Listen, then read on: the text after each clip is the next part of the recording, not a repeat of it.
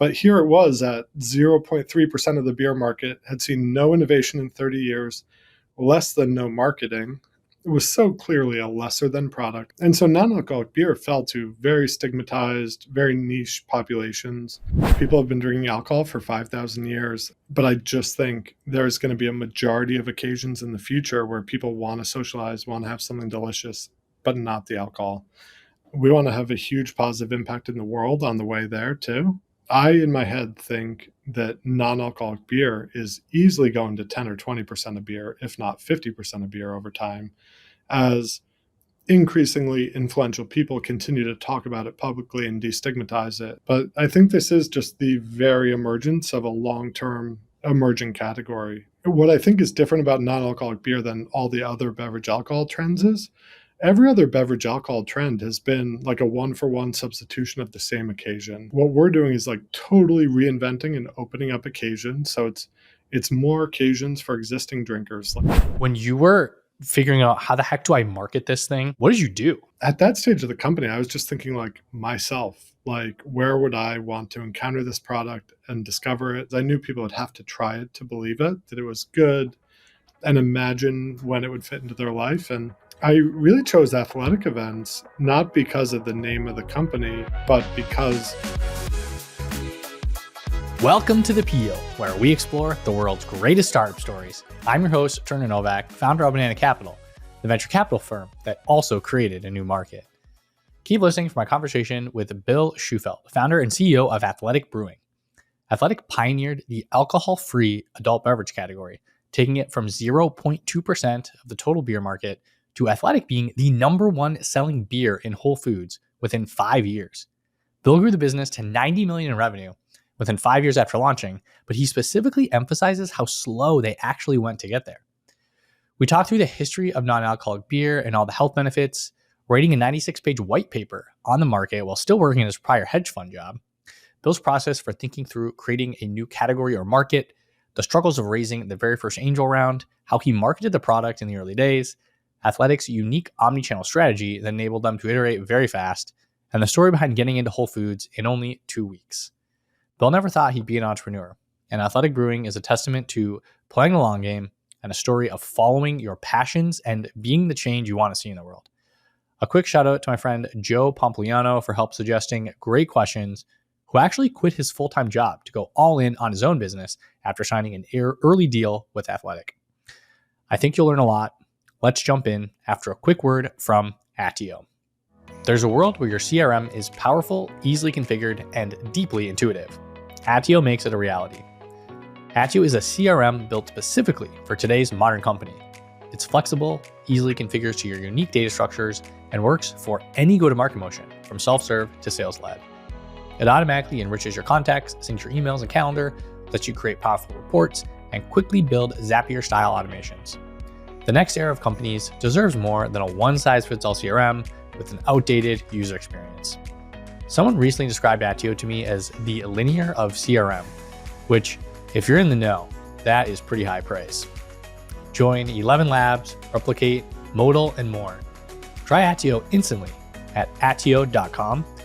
That's attio.com. Or if you want to support the show, tap the link in the show notes and scale your company to the next level. Thank you, Attio. Now let's talk to Bill Shufelt at Athletic Brewing. Bill, how's it going? Welcome to the show. Awesome. Turner, thanks for having me. Excited to be here.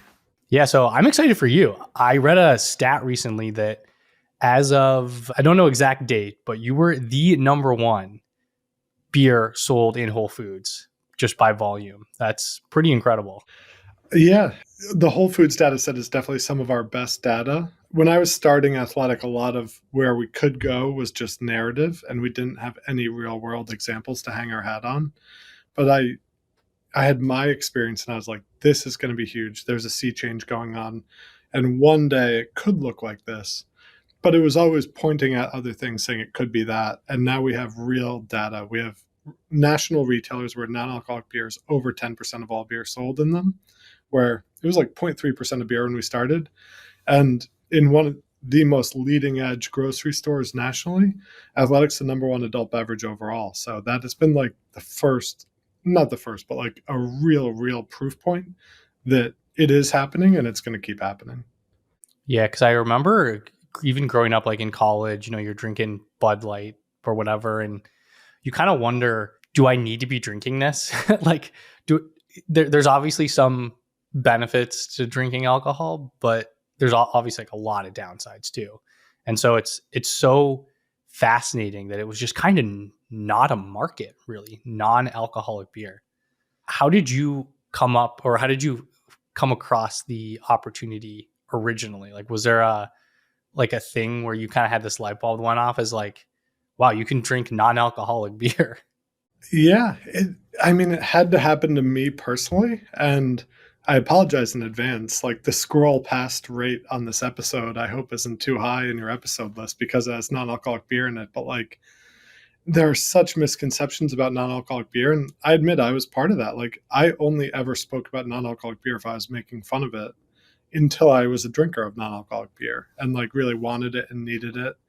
And I think the hard part is non-alcoholic beer was really born out of the Prohibition era. So like it was when alcohol was taken away, which was like this fun thing. America was just into the roaring 20s and like I don't know when exactly Prohibition went into effect, but essentially fun was taken away, all these great options off the table, and this generic near beer entry emerged. And it was so clearly a lesser than product and it was marketed as such, and it just carried these enormous stigmas forward like 80 years, and there was really no marketing effort or product innovation effort to try to change those deeply ingrained stigmas in society. And so non-alcoholic beer fell to very stigmatized, very niche populations. It was assumed that non-alcoholic beer is for people with medical conditions, religious preferences, or people in recovery, and really thought of this market that was like 1% of the population, 1% of their life, like niche of niche, where really it's almost the exact opposite. Like if you really think about non-alcoholic beer, the occasion base, when it could be consumed, it's not 1% of 1%. It's actually almost everyone is not drinking 99% of the time. And if it tastes well, if it's marketing great and people are excited about it, this could be the best part of the day of like a majority of the population. But here it was at 0.3% of the beer market, had seen no innovation in 30 years, less than no marketing. So I was, call it mid 2010s, like walking around in grocery stores. And so I had stopped drinking for kind of just like personal lifestyle reasons. And I can go more into that. But, if you look around the grocery store at that time, every category had totally innovated. Like if you walked into Whole Foods, it's like local this, organic this, like they were incredible sourcing on everything in the whole store. Nothing looked like it did in the 1980s, except this one corner and these like two dusty offerings in the corner. And it was like, why isn't that shelf changing? There's 10,000 breweries in the country, and why is no one thinking about this? It's kind of an oxymoron, non-alcoholic beer. Like it sounds like that can't exist almost. Yeah, the name of the category itself might as well say like not fun, not good. Like non-alcoholic is like it's just like no, no, no. And here I was, I think just like so many people fashion themselves. Like I'm not that special a person. I thought of myself as a very average, modern, busy adult. I was working at a large hedge fund. I like to do my workouts in the morning. So like wake up at 5 a.m., work out, go to work. I was like graded on my outputs at work in a very intensive trading hedge fund shop. And then after work, I wanted to do work dinners, social stuff, dinner with my wife, and like, but that was all alcohol occasions most days of the week, most days of the weekend. And alcohol was such a performance ceiling on my whole life. And like work was just following me around in my phone. At those work dinners, I wanted to be like totally coherent and like taking notes and stuff. And at the end of it, I was like, maybe I'll stop drinking for a month. In that, I was training for a long distance running event. And I was like, I'm going to stop drinking for a month. And like, I'd been blowing myself up somewhat too regularly during that also. Blowing yourself up, like drinking too much, you mean? Or Yeah, like occasionally drinking too much. And I was like, man, this is just so unproductive to everything. And I stopped drinking for a month and I slept incredible. I felt great working out. I was unintentionally losing weight. I was super focused at work. I had no off days. And it was just like this like positive cycle that I had entered into. And I realized alcohol was this big limiting factor on my lifestyle. And it didn't take long at all for me to realize that.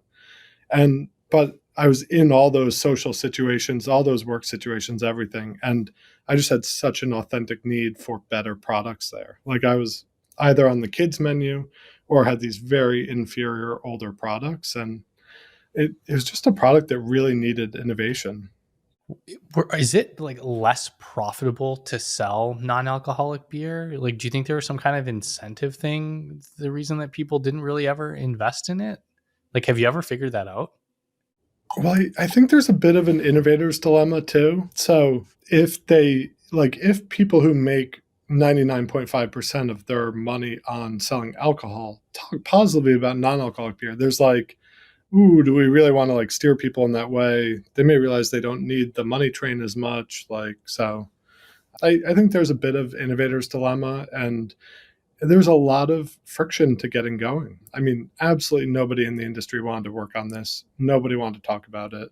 It was really hard to attract resources. I went through some really big valleys of lack of awareness, and it took me forever to find our, technical co-founder. Like I came in as an outsider, and our other co-founder, John, is an incredibly talented brewmaster who both of us have grown a lot with the business as it scaled. But I talked to hundreds and hundreds of people before I got to John, and it was all no's, all rejection, contract manufacturer. And so we built it all ourselves. And so I think there was a huge amount of friction and disbelief to getting going. But obviously now there's hundreds of entrants who've come into the category since Athletic started. Yeah. And when you first started it, what do you think the opportunity was to build a big non-alcoholic beer business? Like, was there a reason that it didn't have to just exist inside of a different kind of incumbent? Was it just that nobody cared and it was just like a new product or new market? Yeah, I think for it to really like a true innovation to happen, it was almost too much of a bureaucratic risk to happen within a big company in a way. For someone to really make a big bet on and put their name on. I do really respect and want to shout out like Heineken especially did a really nice job with their Heineken 00 and launching that from within the company. And since then, a number of the big brewers have launched products in the category, which is awesome. It's a rising tide environment and very positive sum. But I think it had to come from the outside. It was such a hard road to slog, both on product and marketing, that I think it's natural that there's a specialist in the category. And then do you have to do a different type of process to brew it? So it's almost like like you need to invest in completely new machinery, maybe a new brewer, like entire brewery or entire facility. Is that true? So there are some pretty big technical and investment moats. So like there's 10,000 breweries and 10,000 wineries in the country. And relative to the average brewer making like a new product, say a hard seltzer or something, requires no new equipment, can just plug and play and go. Really? So you make hard seltzer with the like beer lines, or? I was comparing it to other types of innovation. So if your average craft brewer was to like make a line extension of some new beer or some new hard seltzer, it's kind of plug and play and go. For non-alcoholic beer, one of our first principles moments was kind of not using all the existing technology that had been used to make non-alcoholic beer, come up with a new process ourselves from the ground up that wasn't as highly processed and go about making the product in a totally different way. And once we realized we actually had this very valuable proprietary secret on how to make it differently, that was a big part of our decision to stand up our own facilities. It is somewhat different equipment, a lot more actually on the food safety and quality side, which is kind of out of reach of most brewers in terms of capital expenditures. But really to protect it as a trade secret also and control the quality ourselves too. We knew coming into this category that was so stigmatized on quality, we wanted to have perfect beer every time. Otherwise, we were dumping it, and we didn't want to rely on a contract manufacturer for that. So that was definitely part of it. So when you say compromising on quality, are you saying just generally, we'll say 10 years ago, pre-Athletic Brewing existing, the beer didn't taste that good, or it was very low taste? Or Yeah, well, By TTB standards, we're not allowed to disparage other brands. So I will say the market itself was bleak enough that I didn't have an entrepreneurial bone in my body. And it was so bleak that I wanted to go out and reinvent the category. And I saw an opportunity to make far better products. I did see a big economic opportunity, but I was already in a great economic opportunity in my hedge fund job. Like the risk reward of leaving that job for better economics was very poor. You know how bad the percentages are of companies hitting escape velocity, but a big part of it was like the personal impact too. There's something beautiful about working a job and getting a paycheck, and but there is part of life that I think is so the fulfillment and the impact is so important too.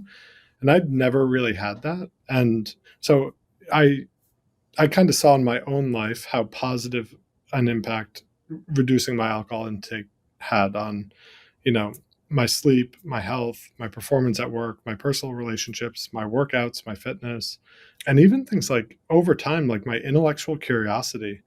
I hadn't really been much of a reader for like 12 or 15 years since like high school.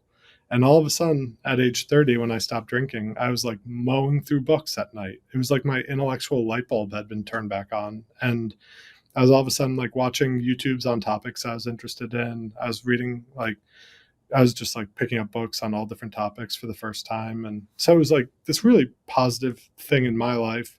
And I actually had a couple friends like just like on a lead by example, like started to drink less or stop drinking entirely, asked me how my journey was.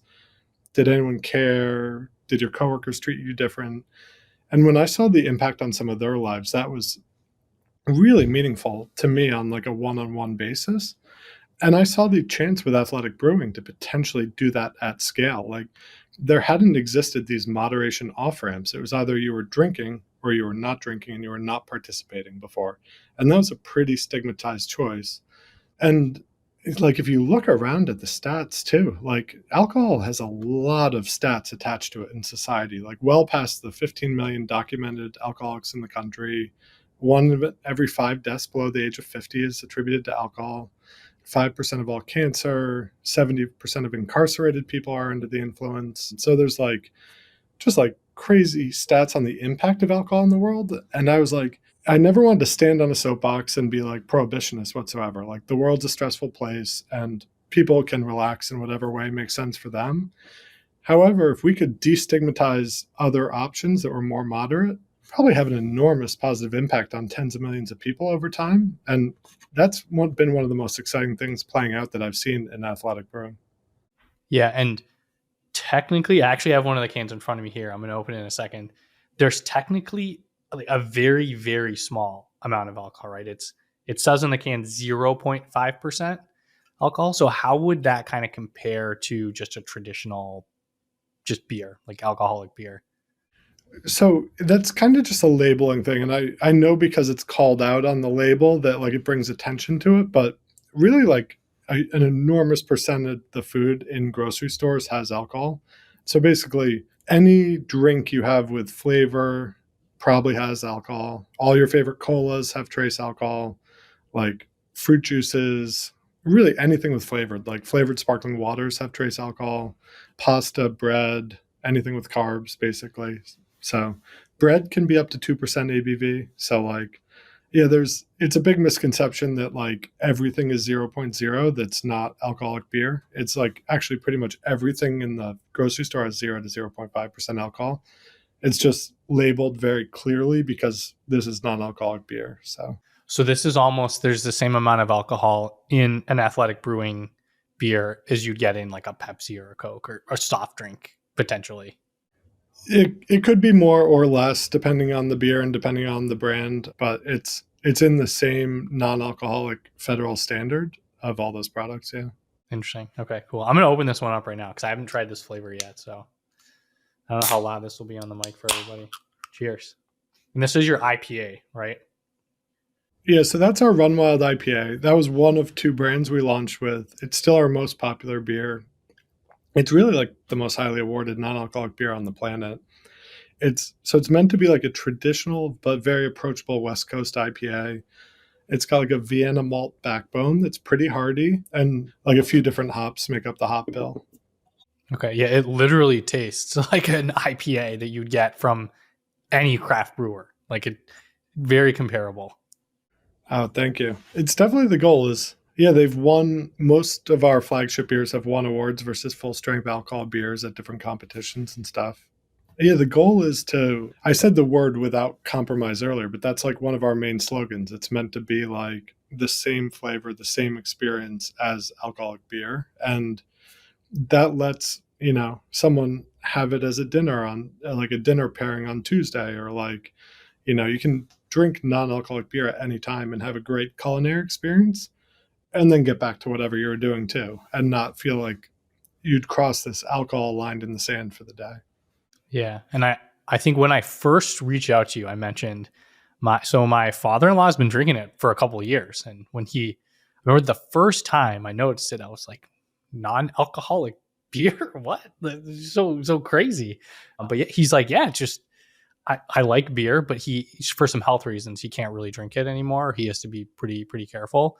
And yeah, just have a couple athletic brews and he's still good. There's no real impact from it. So it's super impressive. It's really cool. Awesome. Yeah, that's what it's all about is like you just said with your father-in-law, but like anyone not drinking for any reason at all. And like they may drink alcohol at other days of the week. Like 80% of our customers do still drink alcohol at other times. It's just they like a good tasting beer with flexibility in other times. Yeah, it's almost like you hit this. What you mentioned a bunch of reasons of why you may not want to drink alcohol, but there's still this kind of social signaling reasons that like, hey, you might want a can of beer in your hand just to fit in or for social purposes. And you've also kind of solved that too, where if you look at the can, it just looks like a can of beer. There's no like, oh, that person's drinking a non-alcoholic beer, or they're not cool, or it's a can of water or something, or a bottle of water or a glass. Like it fits right in. So Yeah, there is, even in like a group of five people, there's like so much stigma around choosing not to drink that it does make everyone uncomfortable because it's so ingrained in society. And we really just want to give people options that they can be like proud of and comfortable with. And like one of the big things for me was realizing I just love to be in bars, and like it was more about getting to the place and seeing the people and being with the people I wanted to be with than it ever was about the alcohol and the drinks itself. And but it took me a long time to realize that it actually wasn't about the alcohol that I was doing anything on weekend nights. so then what was the moment that you started the company? Like I know that you kind of have a story of like that specific time or that period. Can you just talk us through that? Yeah, and as I said, I didn't have an entrepreneurial bone in my body. I thought I had just stopped drinking and I was like on with my finance career. And so about a year and a half after I stopped drinking, me and my wife were walking to dinner, and I was just complaining about like I know there's going to be like we were walking to a great dinner I was really excited about, but I was saying I bet there's going to be like a sugary soda, at most like a mocktail that they take no pride in. And I was basically like, why can't someone just fix this? It's so annoying. Like I was basically saying it's going to ruin the whole dinner just because there aren't any good non-alcoholic drink options. And I was like, I'd pay anything for a good non-alcoholic beer to be on that menu. And my wife like hit me so hard in the shoulder. She was like, and she never tells me I have good ideas or anything. Like she's definitely like my biggest critic and advisor. And like she was like, that is a good idea. You should do it. And I was like, what are you talking about? Like it hadn't even crossed my mind that this was an idea. And she was actually getting her MBA at the time. So she was probably in a really receptive place to hear that also and to help me in business planning. But it was just this incredible snowball feeling of passion and intellectual curiosity and research. And you know that feeling when you just get absolutely lost in a project. And that happened for like 2 years. I was just like having so much fun working on this project and researching and calling people and like reading brewing textbooks. And but eventually that got to a point where I thought I was 2 years in, and I honestly didn't know if I was ever going to do anything with it. I'd actually told a colleague about it for the first time. I'd told no one I was working with that I was working on this the whole 2 years until a couple of weeks before I quit. And I told a colleague finally, and I said, but there's like 10% chance I ever do anything with it. And then fast forward a couple weeks. It's like the last couple days of the year, like December 27th. And me and my wife go out to dinner. And I didn't realize, but she was basically like, wanted to go out to dinner to sit me down and talk about this. And she's like, I want you to walk in on the second of the year and quit your job. And she was like, we can figure out the budgets, we can make this work. But like, this is such a passion. And I don't want to be talking about this in 20 years as non alcoholic beer becomes an enormous thing. You had the idea, you didn't do anything with it, you had this business plan. She's like, I don't want to know you if we're talking about this as we get old and gray and you don't do anything with it. And I was like, kind of like blown away and thought about it for 2 days and walked in and quit my job. But it was like, yeah, my wife was super involved in those two very pivotal moments and has since, like, we talk about it every day, obviously. But yeah, and then I was all of a sudden out the door, hadn't intended to quit my job even a week before. And I was just kind of off and running. It was very much a burn the boats moment. I was an accidental entrepreneur. I've had one idea ever, and I've just been so excited about it. So were you almost approaching this maybe from an industry research standpoint? Like if you found an investment opportunity at the fund you were at, maybe you would be able to take advantage of it. Was that maybe like the initial stages of research, or? For some reason, not. I guess I had scoured the internet and Europe pretty hard for non-alcoholic beer, so I was pretty confident nothing that great existed, and like there wasn't anyone at least like talking publicly that they were working on it or anything. So I I'd kind of hit a dead end in many ways. I'd never thought about it that way, but I actually I don't think I was looking to invest in something. I think I was just ready to build it and make it happen. And I've heard you mention this before. You had a 96-page business plan. I mean, that's intense. What was in those 96 pages? It was a real like white paper on what non-alcoholic beer in America could be, why it doesn't exist, why it could exist, analogs in the real world. Everywhere else in the world, non-alcoholic beer was already essentially 5% of the global beer market. And in a lot of European countries, it was upwards of 5, 8, 10% at the time already. So there are real places around the world, even where alcohol is a big part of customs and social norms, that non-alcoholic beer was going to be a big thing, and some green shoots that way. But I have every respect for serial entrepreneurs and people who can identify something and be like, that's probably going to be big, and they develop it, they spin it up and they sell it and they're on to the next thing. I had such a deep feeling in myself, like just that I am an average modern consumer and I need this so badly that there've got to be 100 million other people just like me looking for this. And so kind of went out there to fix it with, like, of course I ran surveys and stuff, and I had a lot of survey data in that business plan, but like I just had such confidence that this was going to be big. I will say it did really help that like at the moment as I was in business planning, there was like the biggest craft brewery buying spree ever going on. Anheuser-Busch had just bought like 10 craft breweries at mostly undisclosed sums, but there were two enormous headline transactions. Lagunitas and Ballast Point both got bought for $1 billion right around that time. I think one of those happened before I quit my job, one happened after, but I had these two great exit stories, even though I was not like planning on building for an exit necessarily, but it at least made it somewhat easier or more real world to raise money with. There's actually industry activity happening. So then what came first? Did you raise money or did you find your co-founder? So I was dialing in the business plan for the next 6 months after I quit my job and immediately started networking.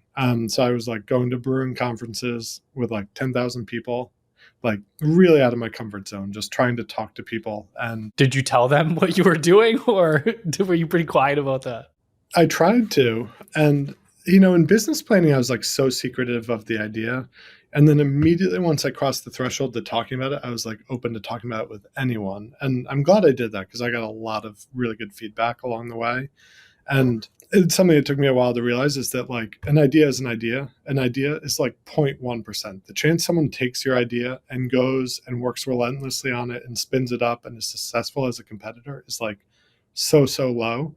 Even at the biggest competitors or like multinationals, like people don't just grab onto ideas and incubate them. It's like there's like literally not a process for it. So I generally find like sharing ideas and talking about it is like a very positive feedback loop. What was not a very positive feedback loop was talking to people about my idea, because it was just like straight rejection across the board. And I am like very nice people. The brewing world is full of like extremely nice people. And even they were dismissive or yeah, in like the nicest way possible, they'd be like, man, we see thousands of people at our tap room every year, and not one of them has ever asked for non-alcoholic beer. Or like, I'm like, oh, have you tried offering it?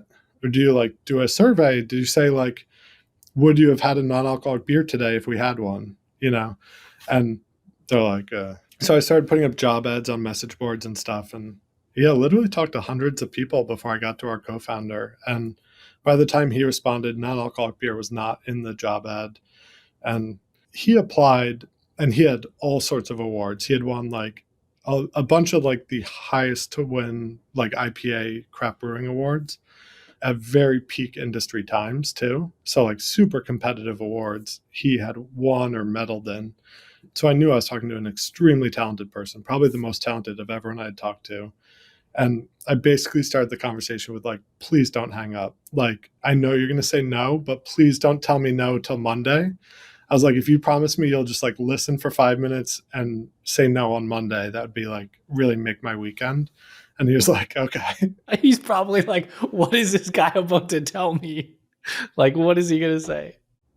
And then he like gave me all the time in the world. And I was just like rambling about my non-alcoholic beer manifesto. And I think he was a young parent at the time. He had a 1-year-old and a 5-year-old. He'd grown up in the food service industry.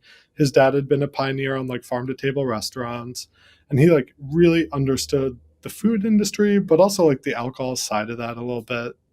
So he was like, "Well, thank you. This was really interesting. Like, I'll think about it over the weekend." And apparently, he talked to his family and like thought about it a lot. And the like innovation challenge of it, coupled with like the potential for positive impact, and he hit me back on email and he was like, I was immediately going to hang up, but you convinced me to stay on a few minutes. And he's like, then I was 100% going to say no, dot, dot, dot, dot. And I think it's genius. He's like, I see it. He's like, the world needs it. This will be such a fun challenge. And me and him just like spun off and talking about it and emailing about it. And then I flew down probably within a few days to see him in New Mexico. Oh, yeah. By the way, he was almost perfectly across the country, the one person interested in this. Yeah. You were still in, I don't know if you mentioned Connecticut. Yeah, you were in Connecticut. Okay. Yeah, so I'd basically put my life savings into securing a warehouse and some very small brewing equipment. This was pre-meeting John? Right about the same time, yeah. And so I actually didn't commit to the warehouse till like 3 months after I met John. Yeah, so I convinced him to move across the family with his 1-year-old, 5-year-old, and his wife. And yeah, basically we started homebrewing in an empty warehouse, just like two grown men who didn't know each other. But it gave us a really good chance to set the company up for the long term. Things that I didn't expect to be so important because they'd never been important in prior organizations I worked at, like the employee handbook, company values, like setting the team and the foundation of the company up for the long term with like the impact we wanted Athletic Brewing to have in the world, which was in my business plan and all my planning materials. But really like concretely setting that up and then communicating to everyone who joined our company along the way went way farther than I ever would have thought. Like I would have thought I'd write the employee handbook once and put it in a filing cabinet. And like, if we ever ran into trouble, I'd be like, well, you read it. And, but like, it actually is something like I sit down and talk to with every single person who joins our company still to this day. And it's been like really like a North Star. Yeah. Wow. Yeah. I mean, I think of all those corporate employee handbooks that they give out on the first day and then you put them in your desk and then you never look at it again. Yeah. I think the difference is like me and John wrote it. We iterated on it and like we were like, okay, this is a good version of this handbook.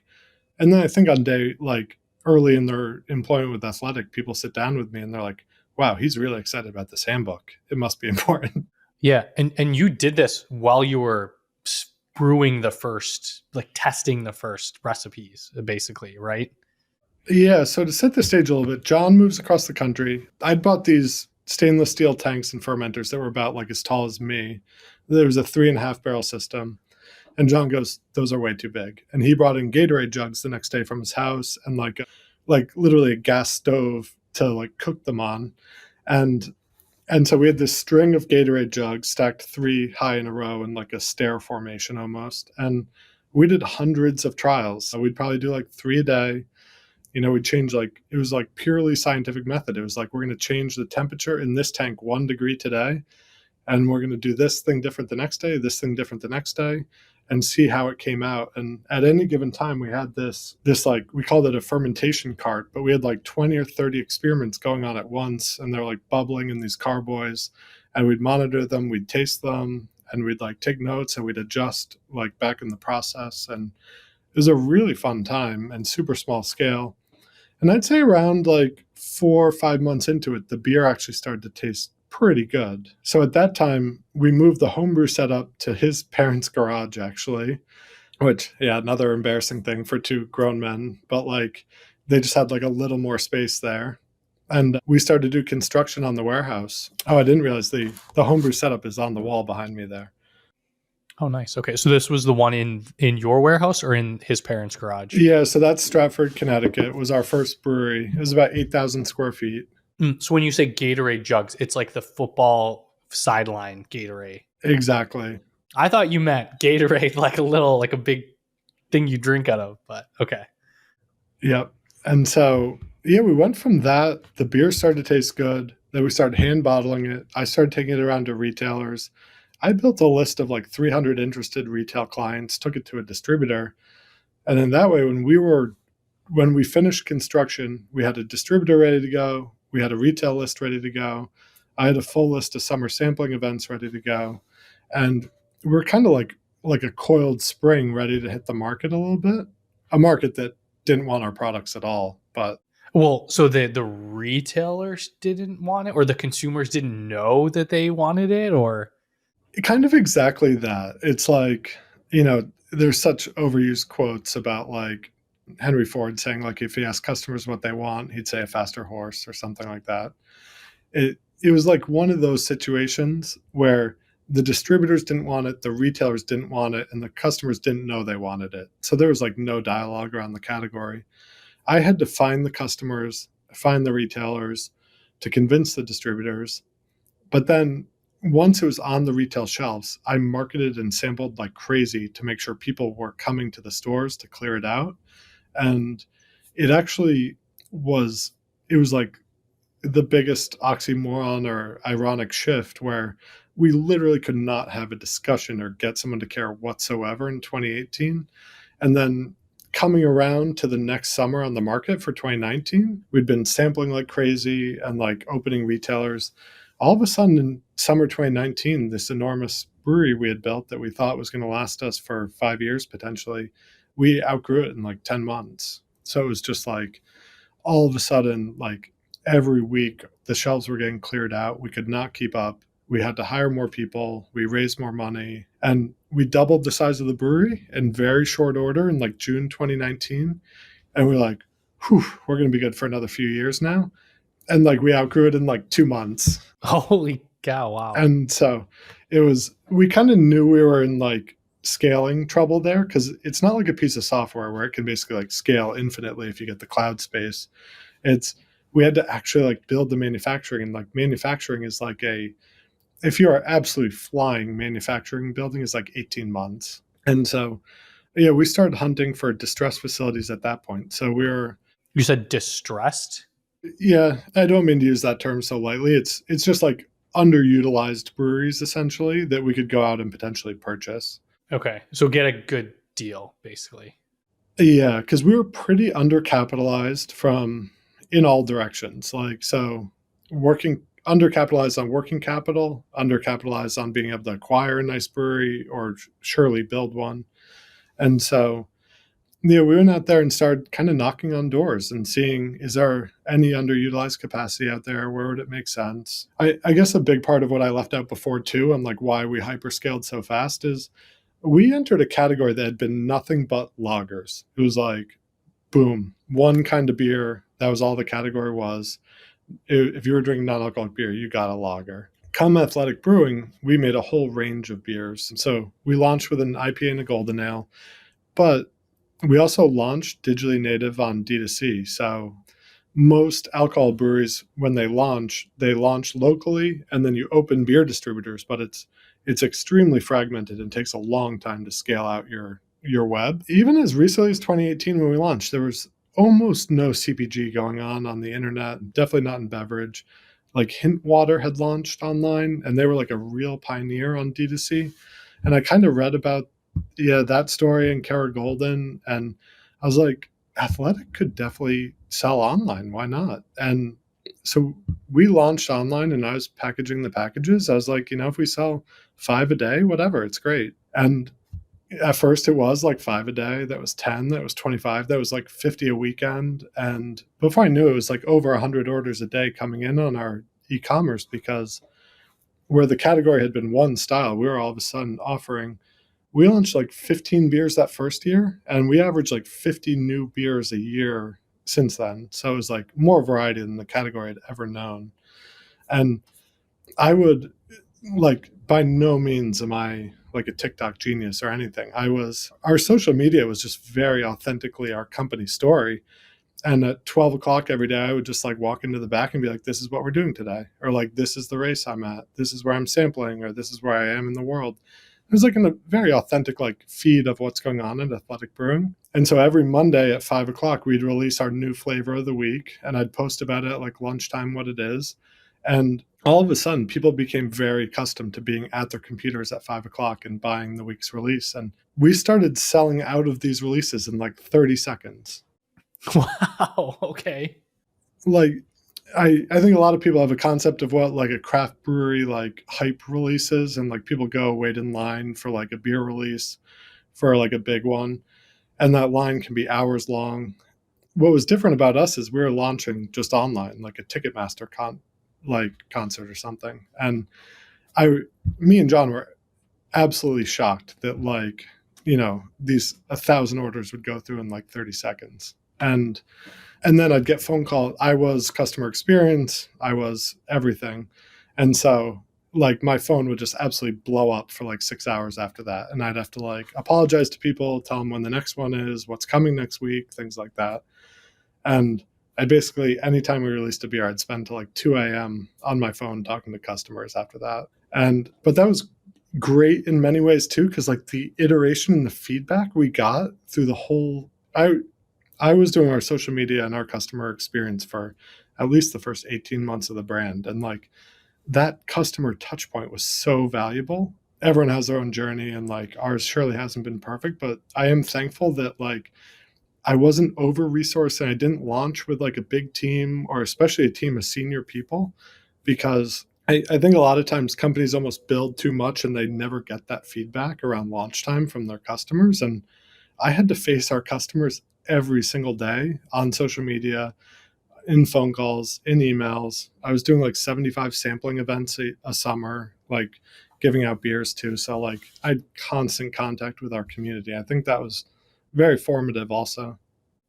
Yeah. And so I think you started the company in 17, launched in 18, and then 2019 you did about 2.5 million in revenue, roughly. I think that was the numbers that I saw. Yep. Yeah. And so then we had a like LOI on a facility all the way across the country, because we were selling a lot of beer in California and just generally the West Coast online. And so in March 2020, we bought a facility. Like me and John were in Connecticut, and we bought a facility in San Diego, and COVID hit. Yeah. And anytime someone says March 2020, I always know something is about to go down. Yeah, so we had made like the biggest financial investment of our company's life. Thank goodness we had just closed our Series B. And so we were well capitalized, and we had some great teammates heading that direction. And we actually like hyperscaled like crazy during COVID. We finished 2019 with 26 teammates, and we finished 2020 with about 120. Most of those were on the West Coast. And I would say an extremely high percentage of those teammates are still with us 4 years in here. Yeah, I moved to the West Coast myself to be closer to that newly gelling team out there. Yeah, so we bought a 40,000 barrel brewery, scaled that up to about 160,000 barrels. It's like 80,000 square feet was that facility, so about 10 times the footprint and 15 times the output of our initial facility. And you did, I think in 2020, you did about 15 million in revenue, is what I saw. Yeah, somewhere around there. Yeah. Yeah. And then you had 61% market share of the non-alcoholic beer industry in the US or something like that. I mean, that's a pretty big percentage. Yeah, it's kind of held pretty close to that. I think we're still like 55 share of the craft non-alcoholic beer market. When we launched, there were about 8 to 10 maybe non-alcoholic beers in the country. There's now 150 brands and about 500 beers in the market. And Athletic's about a 55 share of the craft non-alcoholic side. Yeah, it's been fun since then. And in 2020, we were finally able to open more states of distribution. So we probably opened about 20 states of distribution that year. And then we also started to look at where we could scale up our East Coast manufacturing footprint as well. And so in 2021, we lost a lot of facilities to bigger, like warehouse type companies over that time period. But we finally found a great one on the East Coast in August of 2021 and scaled that up and opened it in June of 22. And so the new brewery in Connecticut that I'm in right now is about 50 times the capacity of our original brewery and about a little over 15 times the footprint. One thing I really wanted to hit on was fundraising. You touched on it a little bit, but I know you had a lot of conversations and it was a long grind. It's from what it sounds like. What was that very first round that you raised? Like this was it before you launched? And was it just after you had kind of brought John on as a co-founder? Yeah, so most of our angel investors, as unbelievable it sounds, I can't believe I was actually like raising the money at this point. It almost seems asynchronous to company progress, but I raised most of our angel round without anyone having a chance to taste the beer. So it was total narrative and it was like, believe me. And I thought it was going to be all friends and family that knew me really well. And I actually got a lot of no's from that cohort. And, I wasn't like the pushiest person ever because people are funny about money. And I, I really just like kind of like kept talking to people. And a lot of my no's led to, it's a no for me. I don't really do pre-revenue or the privates, but like this person I know would probably be really excited to talk to you. Or like this person might be really excited to talk to you. And it was really bleak for a while. I remember I went out to a college friend organized a dinner with 5 of his friends. And I didn't have huge expectations for the dinner, but was like really thankful for the audience. I'd had like 40 no's at this point, which was like pretty exhausting. You travel an hour, you have a long conversation, you travel an hour home, and then you get a no like a week later. And like rinse and repeat 40 times was pretty tough. Had you gotten any yeses at this point? Yes. Some of my former colleagues and friends, basically it was like immediate yes, 100%, here's 25 or 50 grand, which is like, I also didn't realize that like the size of angel checks is typically very small, even for super wealthy people, which was a miscalculation on my part too. I would have thought that like very wealthy people do like $250,000 angel checks. And I think that happens in some spheres of the economy, but not in like unproven pre-revenue manufacturing. So it was a lot more checks that I had to recalibrate. But yeah, back to that example of the dinner, like I'd had so many no's at that point that all 5 of them went in for $5,000 each. And I was like so excited. Yeah. I ended up cobbling together an angel round with 70 investors, of which like me and my wife were the largest single investor, and then like a very long tail. But that group of people, like a lot of people who had invested not much money in the angel round, I was writing monthly investor updates that were very accountable, saying exactly what we were doing. And every time, we did a bridge round in October 2018, so 6 months on the market.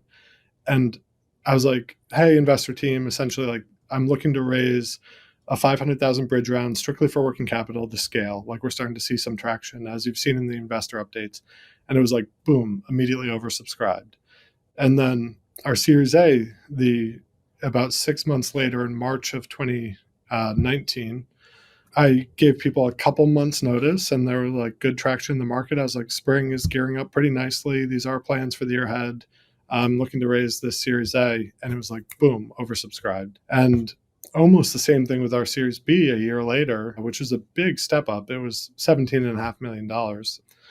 And Actually, at that point, so all along the way, I'd always thought I wanted to get institutional capital and funds that had seen other brands emerge from this stage and get going. And I really got a lot of no replies or no's outright, or people got fairly far into the process and then declined for any number of reasons. And I don't really blame them. We didn't have a great margin profile at that time. We had good unit economics, but like terrible EBITDA and like realized gross margins and stuff. And Yeah, but you were building breweries, right? Like, yeah, and hiring a sales force and doing a lot of unscalable behavior. So it was always a no from the VCs, but I had this incredibly passionate angel cohort that was like very passive, let me run the ship. I was giving great updates every single month, which I think won me a lot of accountability. And so we got supported really well through our Series B by a group of angels and had no institutions along that way. you mean even at the Series B, or Yeah, so Series C was our first institutional round, which I think gave us a lot of freedom to run the business really fast up to that point. And our Series C was led by Alliance Consumer Growth, who's like a great name in consumer VC. I'd actually been fortunate enough to meet their CFO at a farmers market in the world a few years earlier, and she had joined my board of advisors. So I like knew them well by the time they got onto the cap table too. And I think that was the perfect time in our company's life cycle to get a real institution on the cap table who could help us with things like running proper board meetings and like what is a like proper monthly close and things like that look like. Not monthly close, but like monthly financial packet and like long-term planning, long-term organizational planning, like stuff like that. So mostly on like people and hierarchies and stuff like that. So it was like the perfect spot to go from this great groundswell of angel support to institutional investors at that point. was that 2020 or 2021? 2021 was our Series C. Okay. And I mean, you did, I think I saw 37 million in revenue that year. Yeah. That was definitely time. It's like, okay, this is a real business. There's like people really want this stuff. Should probably institutionalize it a bit. Yeah, it was a good opportunity to get really focused. We have an incredible, well rounded team. We brought in a couple more senior leadership team members too at that point. And it was the time to like team up with some people who really knew what the road ahead looked like as well. So in many ways, like just 100% still running the show. And like we have a very clear long term vision and kind of like operating consistently towards that has been our thing. So what is the long-term vision? We're talking 10, 20, 30, 100 years. I don't know how far out you plan and think, but what is it? Yeah, it's basically beer for the modern adult. It's, people have been drinking alcohol for 5,000 years and it's fine. But I just think there's going to be a majority of occasions in the future where people want to socialize, want to have something delicious, but not the alcohol.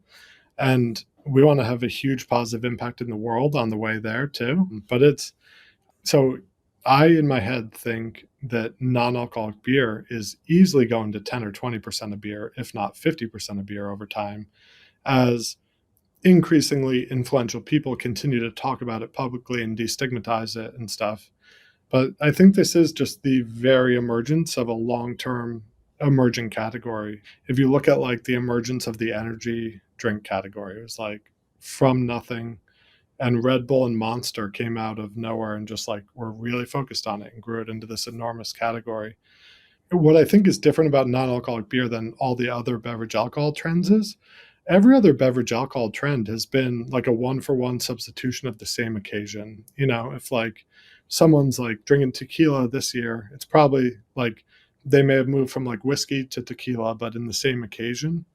What we're doing is like totally reinventing and opening up occasions. So it's more occasions for existing drinkers. Like, so take your average drinker who drinks one or less day per week. This permissions to people to drink 5 to 7 days a week and feel guilt-free about it and do it at a fraction of the calories and not slow them down at all. So like there's the occasion growth, but then there's the population growth too. In my age group, per Nielsen, 32% of adults don't consume alcohol. But as you go down the two generations after it, 36% of the next generation don't drink alcohol. And the next one is 45% of Gen Z legal drinking age consumers don't consume alcohol. So like in two generations, 13% change of the adult population drinking habits. So like there's a big opportunity to welcome them into the adult beverage world. Plus, anyone who's lapsed from drinking alcohol for any reason at all, we can welcome them back into. So there's like a lot of growth there. And, I in my travels and readings, like one thing I heard Mark Andreessen say is like if you could have like people, product, or category be right, you want category to be right more than anything. I think that's what we have here is like a really strong health and wellness and occasion growth category. And then we're trying to be the best product and the best marketed and the best distributed and the most focused in that category. And, I'm just going to be here just like ruthlessly focused on it for like 25 years. And I think there are going to be a lot of people who come and go and stay focused on it for like 3 to 6 months. And like people within a big corporation might care about it for their like 2 year stint at the company. But like we are just going to be here talking about non-alcoholic beer in 25 years still. Yeah, I feel like I don't know if it's the internet's mature and the way people discover information has just changed, but I feel like we are definitely not going back to consuming unhealthy products. Like I don't know the best way to tee up or to phrase what I'm trying to phrase, but we are only going to be probably making more informed decisions and trying, like if you look at like what's the most popular podcast content influencers out there, like it's health stuff, wellness stuff, taking care of your things, going around the incumbent solutions that have been created and pushed to us. So I feel like just this general trend of like being healthier, whatever that means, we're just going to keep going that direction. Yeah, the number one most forwarded Apple podcast last year was Huberman on alcohol, which so obviously hit an audience.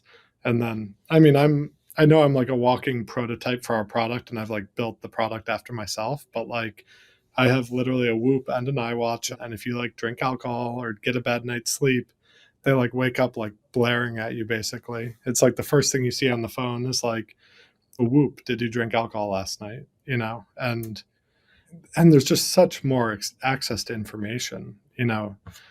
When I was growing up, if you needed an answer to a question no one in the family knew off the top of their head, you'd like maybe think about the FDA food pyramid and an encyclopedia. Like I'm not trying to like totally date myself. Like we had dial-up modems and stuff, but like it's crazy how much information access has improved in like a 20-year period though.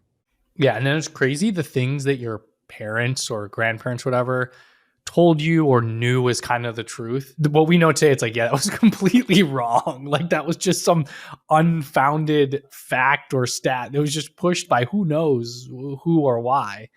But yeah, like I feel like there's definitely some downsides to it though. I feel like there's some, information that people are getting access to that might not be correct. There's definitely two sides to it, but on the health side, I feel like people are they're able to inform themselves and make a little bit more of their own decisions, which generally I think is a good thing. Yeah, for sure. And there's definitely bad health advice out there too. So buyer beware or consumer beware. When you were figuring out how the heck do I market this thing, like back in 2018, 2019, they're kind of, maybe it wasn't as popular yet. Not quite as many people were thinking about this stuff or open to it. What did you do? Like, what was the strategy? Yeah, so we've literally never done focus groups, never done like real surveys to try to get at things. Like we do measure and everything, and we survey our existing customers for sure.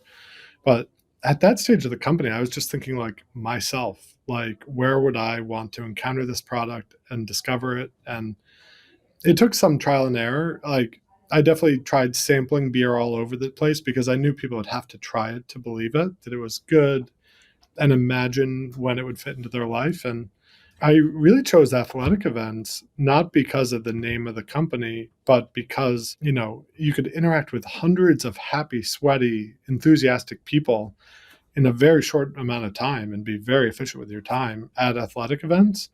If I went to sample in like a liquor store or grocery store, I might interact with like 10 or 20 people per hour. Some of them are like there to buy a handle of vodka and are definitely going to make fun of me. And like, I spent so many nights in like liquor stores on Friday nights getting made fun of high school kids. It's unbelievable. So the high school kids were making fun of you. Oh, for sure. Yeah. Oh man. So I like started to set up at like local 5Ks, half marathons, anything from like that distance all the way up to ultra marathons and Ironmans and triathlons and everything. And any given weekend I'd be at least two races. We also had a tap room in Stratford, Connecticut. I opened. I was the bartender there. So, I'd wake up at 3:30 a.m. on a Saturday. I'd drive wherever my race was that day. I'd pour hundreds of beers, get back to open the tap room, and then do something else on Sunday. But I was giving out thousands of beers a weekend on average, and like, a lot of those people having pretty good experiences with it and then rushing into stores around that area. And like, I had really good data where like I would do a race in an area and then measure the rate of sale around those stores. It would be like, and so I knew I was onto something with that. And so, but it was like rolling up my sleeves and just getting out there and talking to people. And it cost almost nothing besides the cost of product and my time. Yeah, I was going to say potentially when you talk about financial profile not being the best, just giving out all these free products, I could see how that could impact the gross margins a little bit, but it's marketing also. For sure. Yeah. I mean, just generally, I think if I don't know where the trade off is, but I feel like as an early stage investor, you have to be comfortable with the financials not looking that pretty in a lot of cases, which is super hard.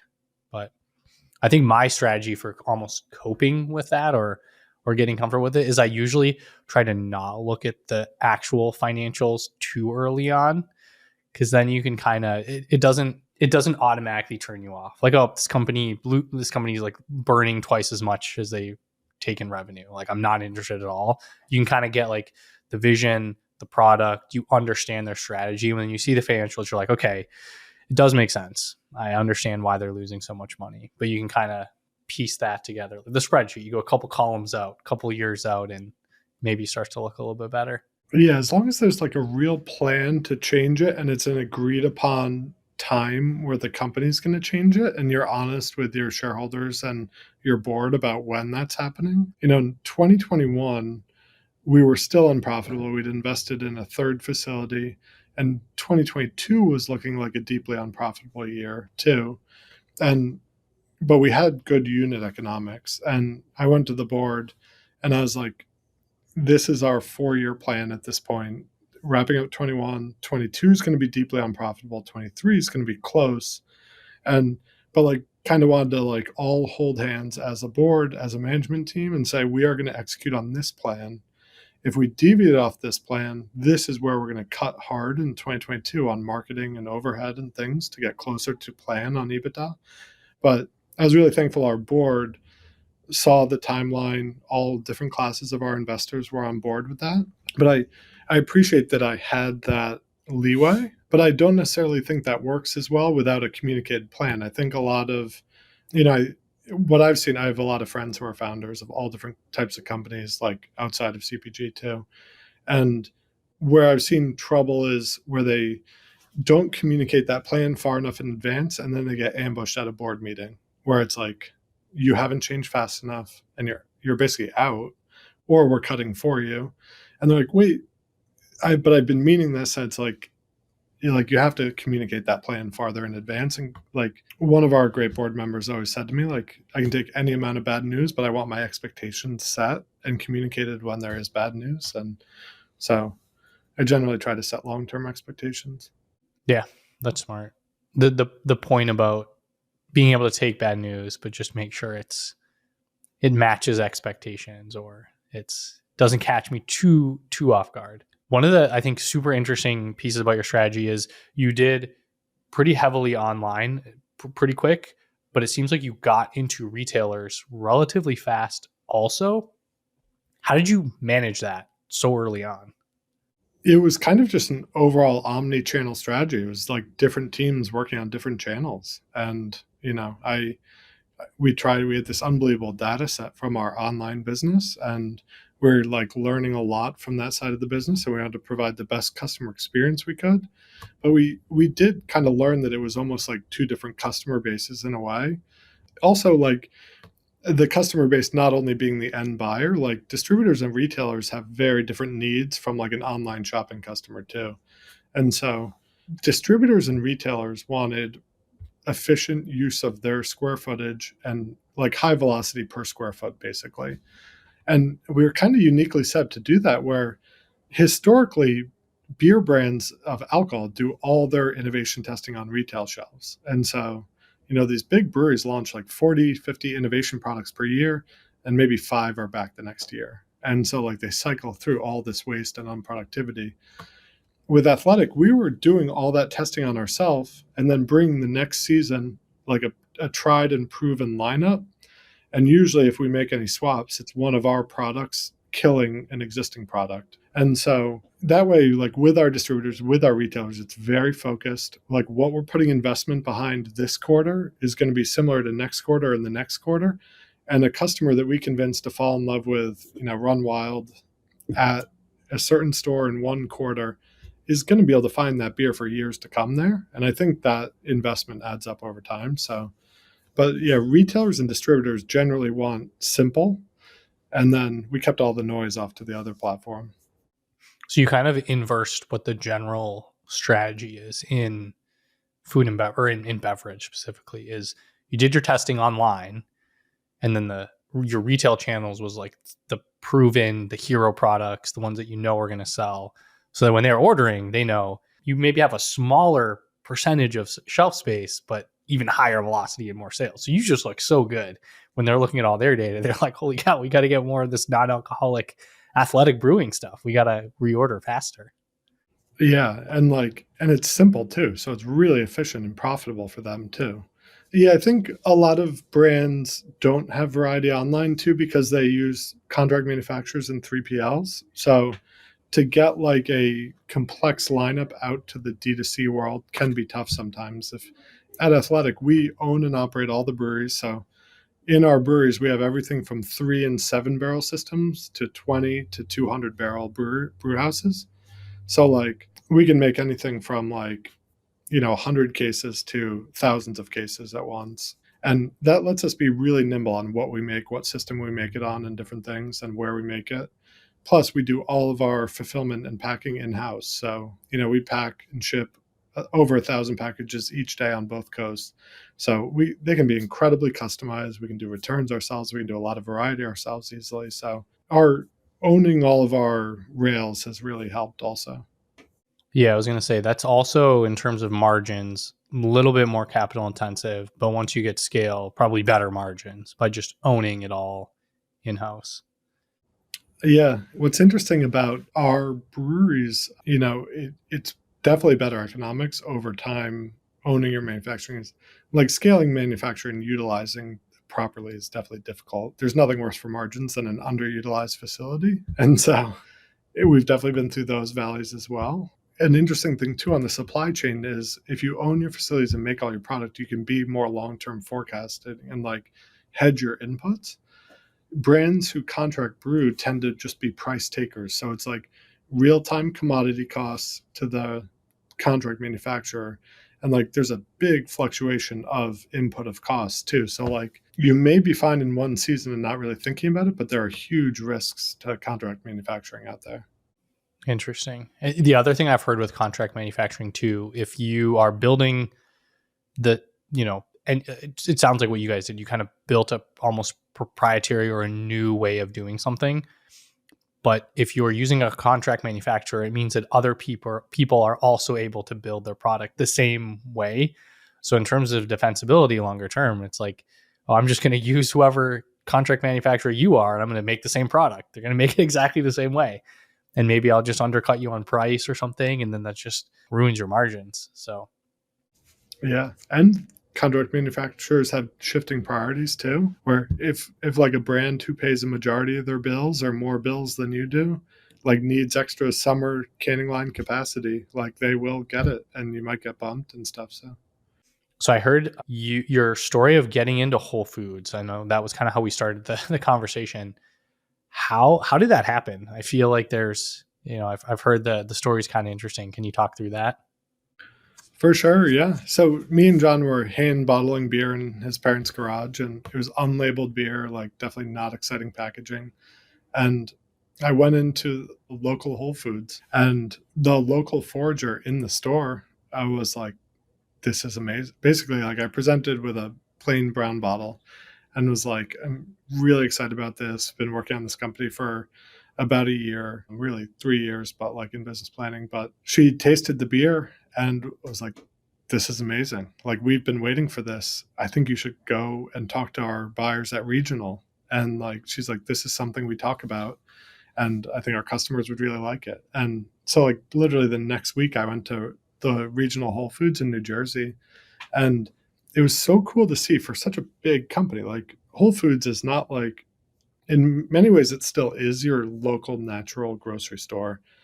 But for a big company, I was so shocked that like discovery could happen at the local level like that. And immediately they got something up the chain so fast to like a decision maker who can make a pretty big decision. And within like 2 weeks of meeting that first buyer, I basically had a commitment for Connecticut statewide whenever we launched. They obviously wanted to see like the branding and make sure it was compliant. But, and then since then, like it started selling well there, and they've taken us to every state we've gone to and opened the stores immediately. So it's really cool to see a big company like that be so nimble. Yeah, that is super impressive, especially when you think it's Amazon. It's like one of the biggest corporations in the world at this point.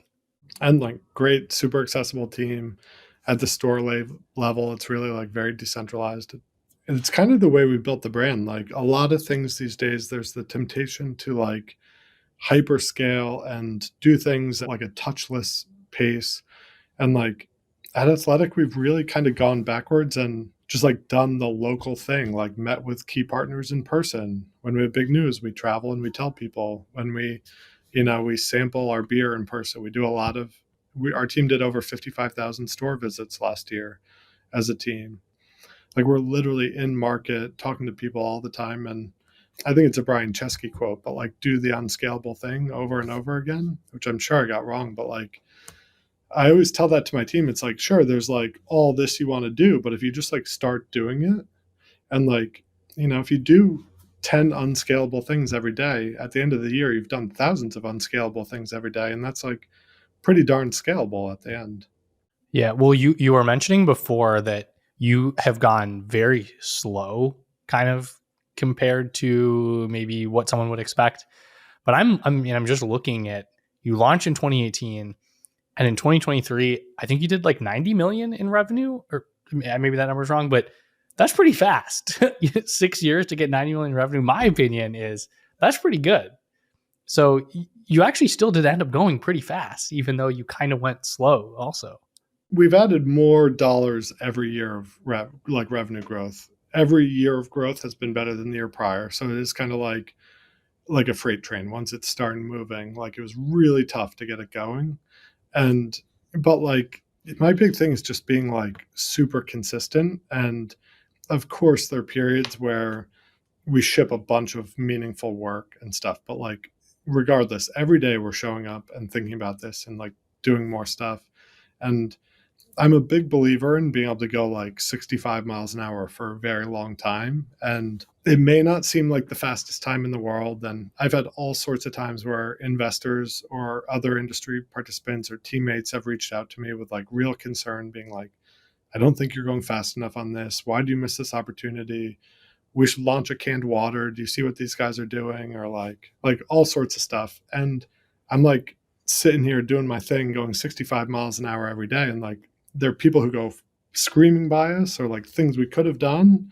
But like at the end of the week, every week when you look back, it's like, wow, we made a bunch of progress.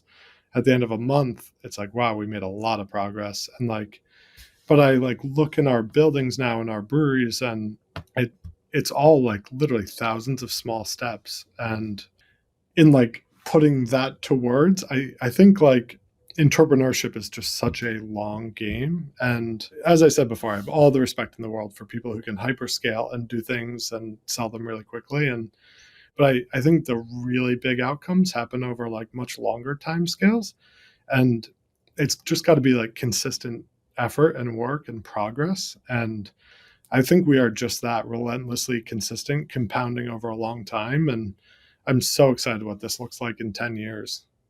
Yeah, you also said something super interesting in a different interview that I listened to. You said that most of the ideas, and it seems like new products and concepts, comes from the team. you just kind of let people run with ideas? Like, what did you mean by that?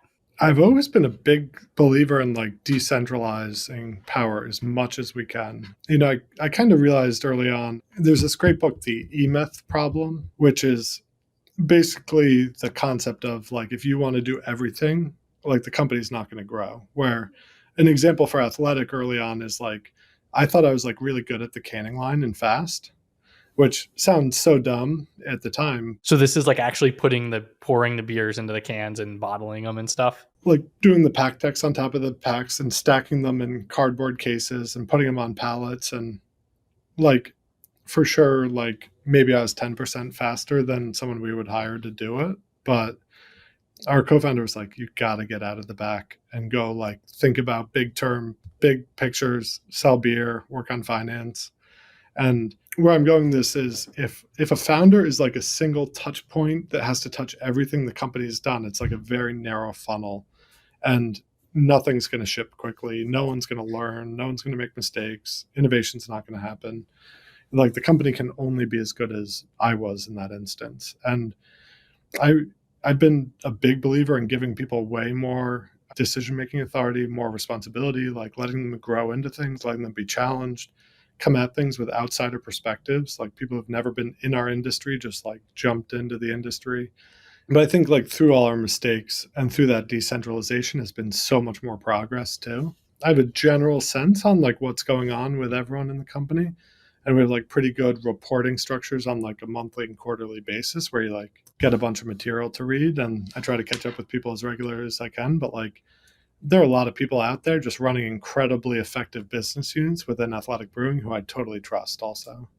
Yeah, I mean, you could not probably be doing 90 million in revenue. You were doing everything all by yourself. Like at some point you got to figure out how to delegate.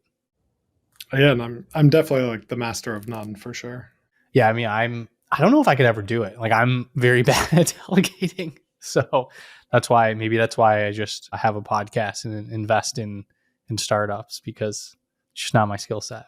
I'm definitely delusionally optimistic and like overly trust people to like run with it and learn. And, when we see people make mistakes multiple times or not have that initiative and not be able to make progress, that's when we typically tend to move on. But like, a lot of people have grown into it incredibly well too. Awesome. Well, this has been a great conversation. Thank you so much for coming on.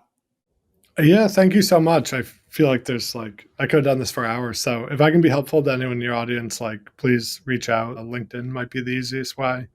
But yeah, I'm past the days where I've given out my cell phone number as the company number reluctantly. But yeah, thank you so much for having me on. I've loved following you on Twitter for years and your content. So really appreciate being a part of it. Yeah, thanks for coming. This is a lot of fun. Thanks for listening to this conversation with Bill Shufelt, founder and CEO of Athletic Brewing. If you don't want to miss future episodes, subscribe to my newsletter in the show notes, and you'll get new episodes plus a transcript in your inbox. If you want to support the show, share this episode with a founder friend who's also trying to create their own market or category. Thanks again to Bill for coming on. Thank you for listening. I hope you enjoyed. See you next time.